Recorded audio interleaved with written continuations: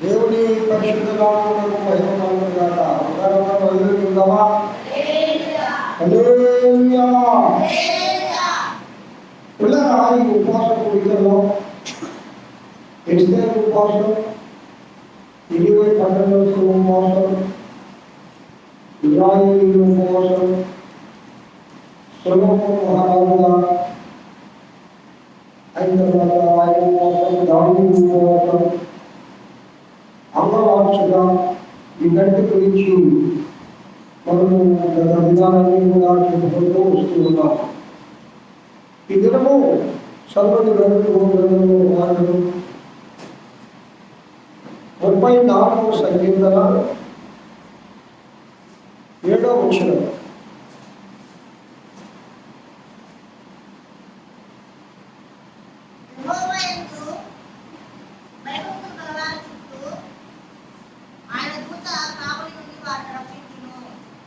అమ్మ 6వ వచనంలో కదా, ఈ దీనులు మొదలుపెట్టగా యెహోవా ఆలకించెను, అతని శ్రమలన్నిటిలో నుండి అతని రక్షించెను. ఒకసారి అందరూ వాళ్ళ చూడండి. నేను చెప్పిన వాక్యాన్ని వల్ల అందరూ పొందుతాం. ఈ దీనులు మొదలుపెట్టగా యెహోవా ఆలకించెను, అతని శ్రమలన్నిటిలో నుండి అతని రక్షించెను. ఒకసారి నిశ్చయించి దేవుడికి హల్లెలూయా. పరిశుద్ధాత్మదేవా, వాక్యం ద్వారా మా ఊరిలో మాట్లాడండి, మా హృదయాలు పరిమితమైంది. మమ్మల్ని వాక్యం ద్వారా పాడండి, సూచిగానాలు మాట్లాడే ప్రభువాన్ని ప్రార్థన పూర్వకంగా దేవుని వాక్యాన్ని ధ్యానం చేస్తున్నాం. ఇక్కడ దావీదు మహారాజు రచించిన సంకీర్తన ఈ 6వ వచనంలో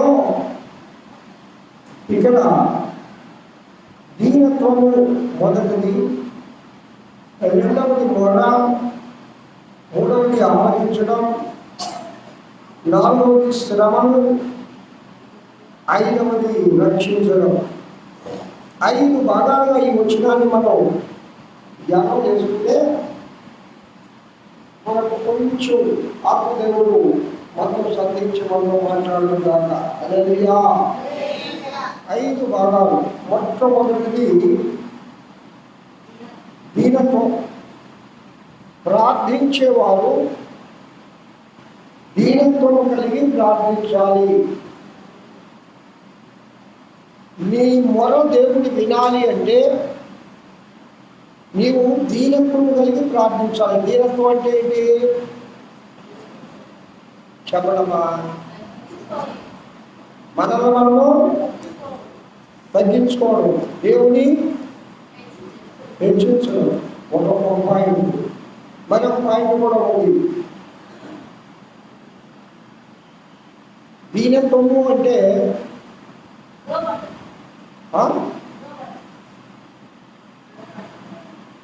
అహంకారం తీసేసుకోవడం.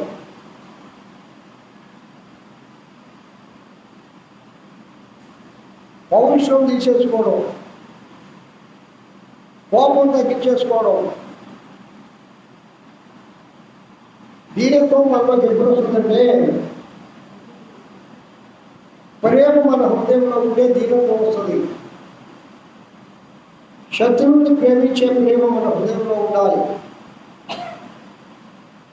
ఎప్పుడైతే ఆ ప్రేమ ఉంటుందో మనం దీనత్వం కలిగి ఉంటాం. దీనత్వం కలిగి ఉండడం అంటే మనం తగ్గించుకోవడం దేవుడి దగ్గర. అంటే అటువంటి నీవు కాదు, యెహోవా నేను కాదు, నేను నా కోసం బ్రతకడం లేదు, నేను నీ కోసమే బ్రతుకుతున్నాను, నీవు నా ప్రియుడము, నేను నీ ప్రియురాలను, నీవు నా వాడిని, నేను నీ దానను.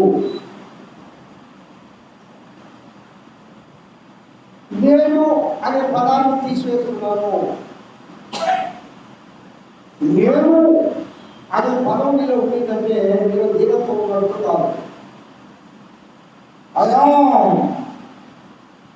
ఆ మాట చెప్పగలిగిన వాడు దేవుడు ఒక్కడే.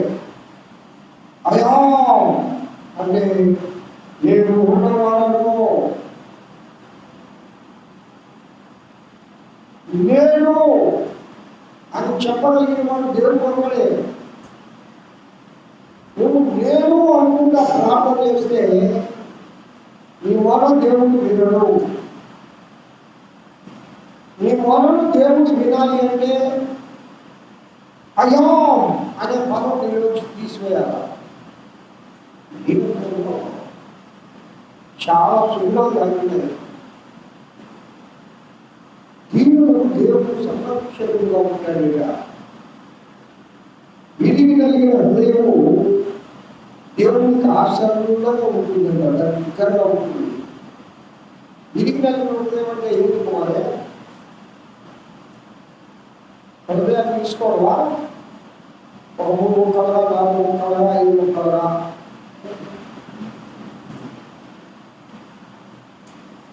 ఏంటి అసలు విరిగి కలిగిన హృదయం అంటే? ఈ మాట చాలా సార్లు ప్రాంతంలో వాడుతున్నాం. కళ్యాణమ్మ ఏది విరిగి కలిగిన హృదయం అంటే? అది మనం నీవు అనే పదం విరిగిపోవాలా, అయా అనే పదం విరిగిపోవాలి. నాది నేను, నాది నాది అంటూ ఎందుకో ఏం తీసుకోవాలా? ఏది నీది కాదు, ఏది నీది కాదు. విధికి కలిగిన హృదయం అంటే మన హృదయము లోక సంబంధంగా ఇరిగిపోవాలి. ఇరిగిపోయిన పాలు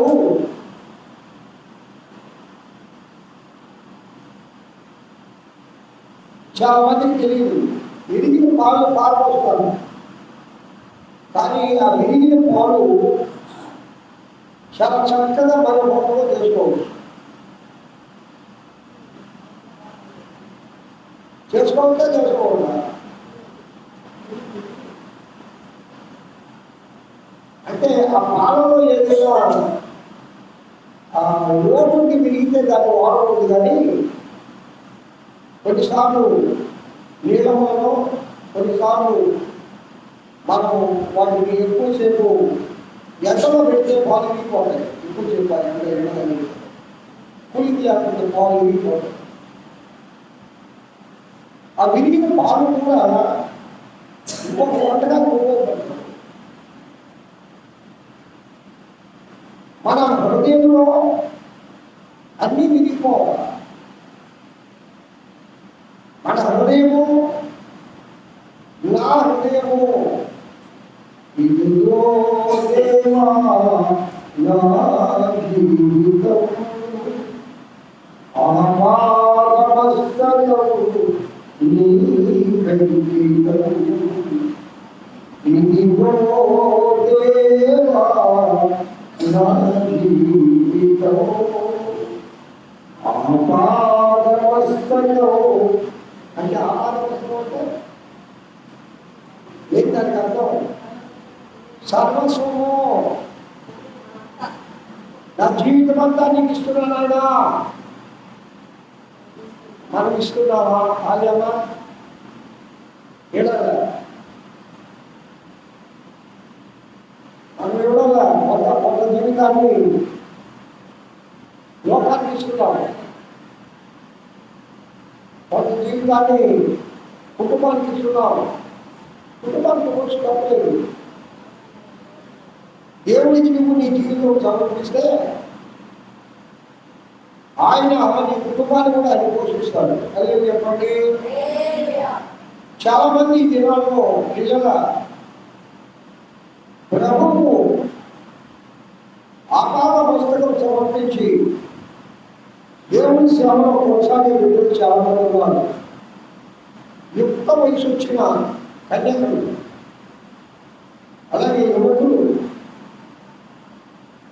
ఈ లోక బంధాలను వదులుకొని, ఈ లోక మోహాలను వదులుకొని, ఈ లోకాన్ని త్యజించి దేవుని సేవకు సమర్పించుకొని దేవుని సేవించే బిడ్డలు కోపంగా ఉన్నారు. ఇప్పుడు అది మీరు చెప్పండి. మహాజ్ఞానవంతులైన వాళ్ళు, బాగా చదువుకున్న వాళ్ళు, వాళ్ళు ఏది కాదు, అయ్యో మా ఊరికి ఏ పని కాదు కదా, ఇది పాస్టర్ అది అన్నది కాదు. చాలా మందికి ఈ రోజుల్లో సంఘానికి వస్తూ ఉంటారు, ఆ పాస్టర్ వస్తారు, ఒక 6 నెలలకు ఆయన ఒక పాస్టర్ అయిపోతాడు. ఆయన ఒకసారి తెలుసుకోవాలి అంటే అర్థమైంది. నేర్పడి పాస్టర్ వాళ్ళు అబ్బాయిలో మాకు రెస్పెక్ట్ అవుతుంది. నేను దేవుడిని పిలుపుకుంటూ బాగుంటుంది, దేవుడిని పిలుపుకుంటే ఏ సమయంలో దేవుడిని పిలుపుతుంది. కాబట్టి కొన్ని లక్షల మంది ఆత్మలు వేసాలని సంపాదించాడు. పిలుపు లేకుండా మనం రాకూడదు, పిలుపు లేకుండా దేవుని సేవ చేయకూడదు. ఏ పని కొనడం వల్ల ఈజీగా బ్రతికే పనికి దైవం ఏంటంటే ఎవరైనా గౌరవిస్తున్నారు. అక్షరం ముక్క రావడం కూడా దేవుని సేవకు వచ్చేస్తున్నారు. అంటే నువ్వు చదువుకోవడం రావాలని నేను చెప్పడం లేదు. అసలు ప్రభు సేవకు రావడానికి చదువు అవసరం లేదు. శిష్యులు ఏం చదువుకున్నారు? కుమారమా, శిష్యులు ఏం చదువుకున్నారు? జాలని వాళ్ళు వాళ్ళేం పండితులు కాదు, పాపములు. అక్షర ముక్కలు ఏడవడం దేవుడికి ఇచ్చాడు. పరిశుద్ధాత్మ పొందిన తర్వాత వాళ్ళు అనేక భాషలు మాట్లాడారు. అంటే అన్ని భాషలు వేరు, అనేక భాషలు, లోకంలో భాషలు వేరు. అన్య భాషలు అంటే ఇంగ్లీష్లో రాబడింది అన్నోన్ టైమ్స్. ఇంగ్లీష్ బైబిల్ ఉంటుంది కదా, చదవడం కావాలంటే అన్నోన్ టైమ్స్, తెలియబడని భాష అని అర్థం. అంటే మానవుడికి తెలియదు ఆ భాష. చాలా మంది అమాయకులు ఆ భాషలను ఎగతాళి చేస్తూ ఉంటారు. వాళ్ళ దేవుని గ్రంథంలో విషయం తెలియదు. ఫిలిప్పీ భాష చర్చికి మేము వెళ్తా ఉన్నాము. అక్కడ తిప్ప పైన ఒక ఎస్టీ కాలనీ ఉంది. ఆ కాలనీకి మేము వారంలో ఒక రోజు పోయి ప్రేమ పెట్టేవాళ్ళం. రాత్రులు అంటే గుడిసిలే. అప్పుడు తిప్ప నుంచి ఒక 3 కిలోమీటర్లు తూర్పు పోవాలి. అంటే పెట్రోల్ బంక్ దగ్గరికే దగ్గరే ఉంది, బాగుంటుంది. ఆ పెట్రోల్ బంక్ దగ్గర అక్కడిగా ఒక రక్షించబడిన పొరవాడు పిన్ పాస్టర్ గారు బాప్తిసం ఇచ్చాడు. అతనికి యాకోబు అని పేరు పెట్టాడు. అతను చాలా ప్రార్థనపడు. మేము మాకు తెలిసి చెబుతున్నాడు. మేము అప్పుడు degree first year second year చదువుకోవాలి. ఆ పిల్లవాడికి ఒక 18 సంవత్సరాలు 18 సంవత్సరాల తర్వాత మాస్టర్ గారు రాబోయే చూశాడు. ఆ పిల్లడు పరిశుద్ధాత్మను పొందాడు. పరిశుద్ధాత్మను పొంది ఆ పిల్లడికి అక్షరం రాదు. దేవుని గ్రంథాన్ని క్లియర్గా చదవడం ఆత్మ పొందినప్పుడు నేను కళ్ళారా చూశాను. ఇంగ్లీష్లో స్పష్టంగా మాట్లాడతాడు. మేము అప్పుడు చదవడం అయినా బాగున్నాడు. అన్ని భాషలు మాట్లాడుతూ దేవుడు హక్కు ఉపయోగాన్ని కూడా ఇచ్చాడు. కాబట్టి ఆశ్చర్యం, మా కళ్ళారా చూసింది నేను సాక్షి చెప్తా ఉన్నా. తేడు ఉంటే అప్పుడు హాస్పిటల్కి పోయేవాడు కాదు. పిల్లి పాటలు చెప్పి దేశంలో పడేస్తే ఎవరు చుట్టూ లేని అడిగారు ప్రార్థన చేస్తే వెళ్ళిపోయింది. అబ్బాయికి దేవుడు ఇచ్చిన వరం ఏంటంటే స్వస్థ వరం ఇచ్చాడు. ఆ గ్రామం చాలా కుగ్రామం, వాళ్ళన్నీ చిన్న గుడిసెలు. అక్కడ ఎవరి పాము వచ్చినా ఎవరికి తేలుతున్నా ఆ అబ్బాయి పోయి ఏ సొంతం తీసుకొని కొబ్బరిలో తీసుకొని దాని చేసి ప్రార్థన చేస్తే తెలియదు. ఈరోజు అల్లూరు మండలంలో గొప్ప దైవ సేవలు ఉన్నాయి. పిల్లలు నేను ఎందుకు చెప్తున్నానంటే పరిశుద్ధాత్ముడి యొక్క పిలుపు కలిగి దేవుడి సేవలోకి రావాలి. తిరిగి కలిగిపోవాలా ప్రభు సేవలోకి వచ్చిన తర్వాత.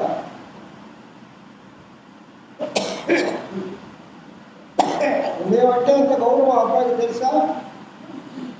అన్న ఏం కావాలన్నా ఏం కావాలన్నా ఏ అంత సర్వీస్ చేసేవాడు.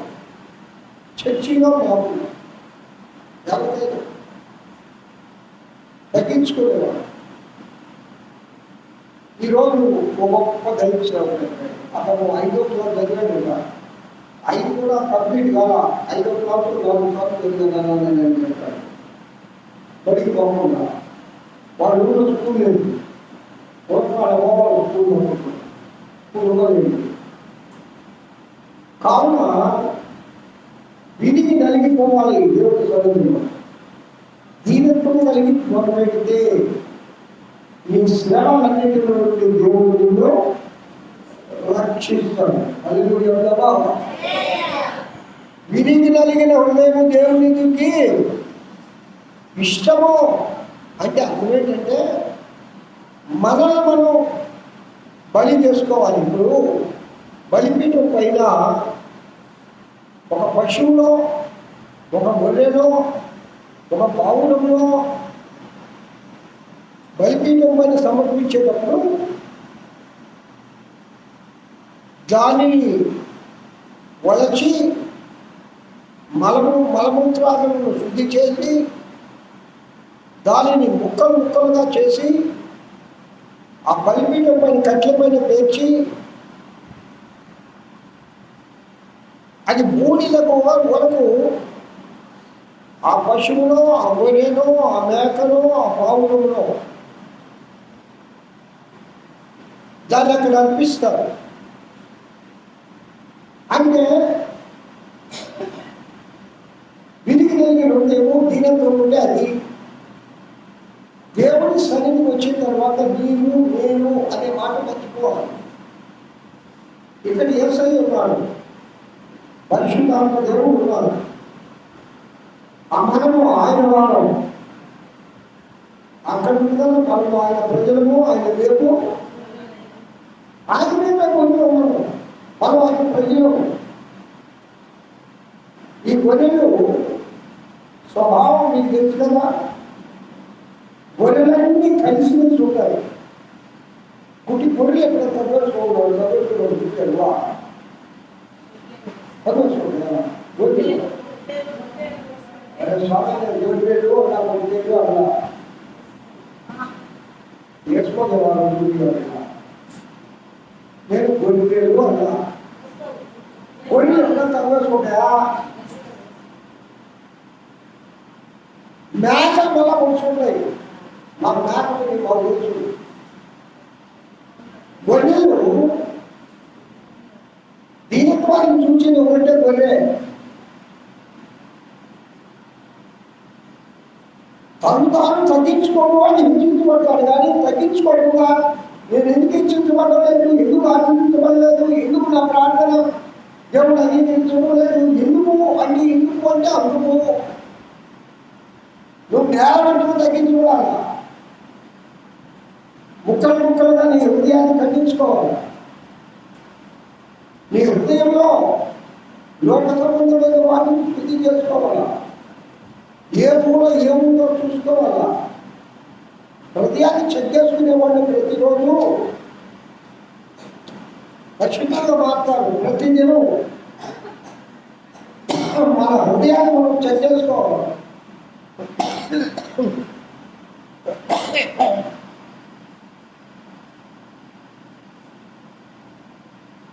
ప్రతిరోజు చెకింగ్ అవసరం. స్కాలర్స్ ఉందంటే ఎగ్జామ్స్ రాసే పిల్లలు భలే భయం. మనకు ఒక స్క్వాడ్ ఉంది, అదే పరిశుద్ధాత్మ దేవుడు.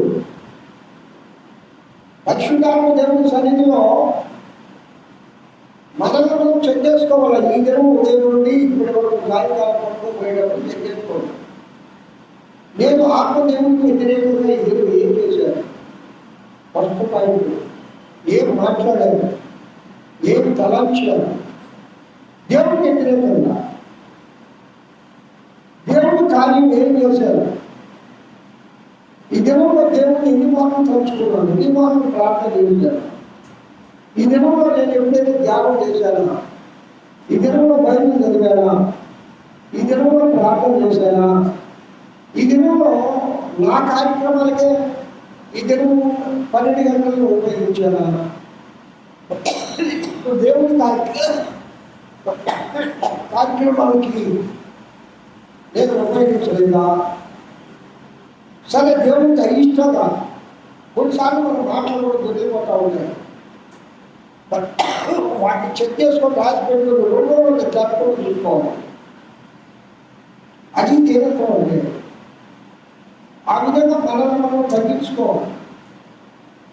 మనల్ని మనము దేవుడి సన్నిధిలో దిద్దుకోవాలి. దేవుడి సన్నిధిలో మనల్ని మనం పరిశుద్ధులుగా మార్చుకోవాలి.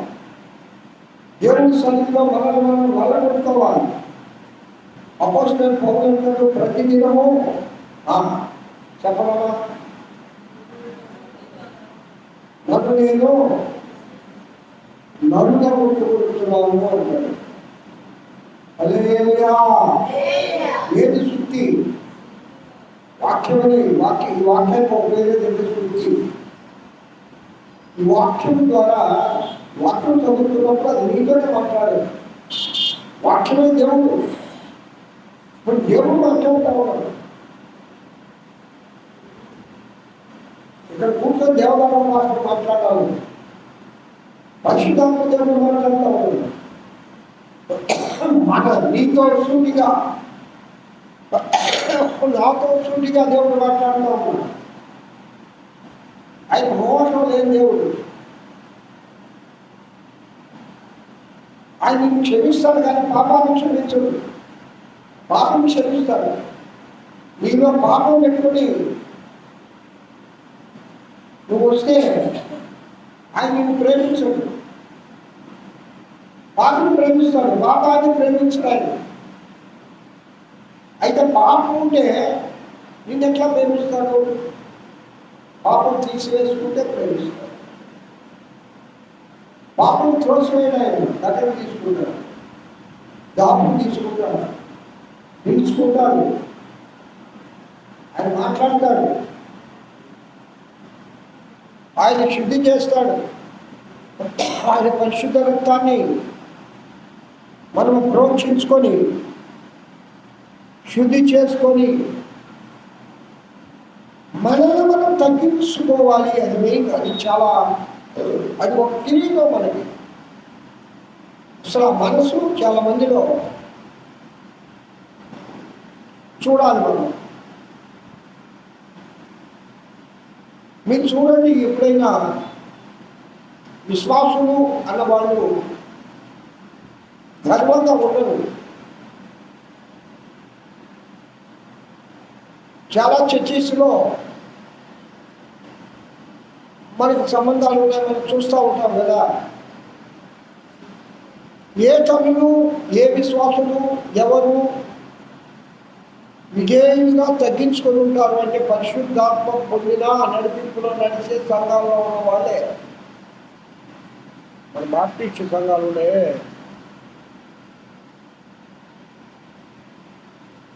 సంఘాల్లోనే కొట్టుకుంటుంది. ఏంటి కోసం? అహం తగ్గించుకునేది లేదు. నేను అలా పులియారా, ఈ దినము దేవుడు నీతో మాట్లాడే మాట ఏంటంటే, నేను అనే మాటను మర్చిపోండి. అప్పుడు దీనంగా వస్తుంది. నేను అనే భావన ఉన్నదయ్యా, నేను ఎంతటి వాడిని ప్రభువా, ఇంతగా నన్ను హెచ్చించుకో అంటాడు. ఇంతగా నన్ను ప్రేమించడం దావిదయ్యే అంటాడు. ఆయన తన స్థితిని తలంచుకోండి. నేను ఎంతటి వాడిని ప్రభువా, తగ్గించుకుంటాను. మనం కూడా మనల్ని తగ్గించుకొని ప్రభుత్వంలో దీనత్వం కలిగి జీవించుగాక. దీనుల ప్రార్థన ఆయన అంగీకరించును, వారి శ్రమలలో నుండి వారిని ఇంకా భాగాన్ని ధ్యానం చేసుకుందాం. ఈ దినం పరిశుద్ధాత్మ దేవుడు నీతో మాట్లాడేది ఏంటంటే, నేను అనే భావాన్ని తగ్గించేసుకోండి. నేనేం చేసుకోవాలి, నేనేమై ఉన్నానో అది కేవలం నీ ఉచిత కృపే. నేనేమై ఉన్నానో ప్రభువా, నేనేమై ఉన్నానో అది చాలు. అప్పుడు నేను అనే అహంభావం నీకు రాదు. ఆయన డాక్టర్, ఆయన యాక్టర్, ఆయన ఈ విధంగా రాదు. నేనేమైనానో అది నీవు అనే భావము పరిశుద్ధాత్మ మనందరినీ పరిశీలిగాక. హల్లెలూయా. దేవుని వాక్యం దీవించాక ఆయనలో ప్రార్థనలే నేను ఆశీర్వదిస్తాను. రోజుకొకరు ప్రార్థన చేద్దామా.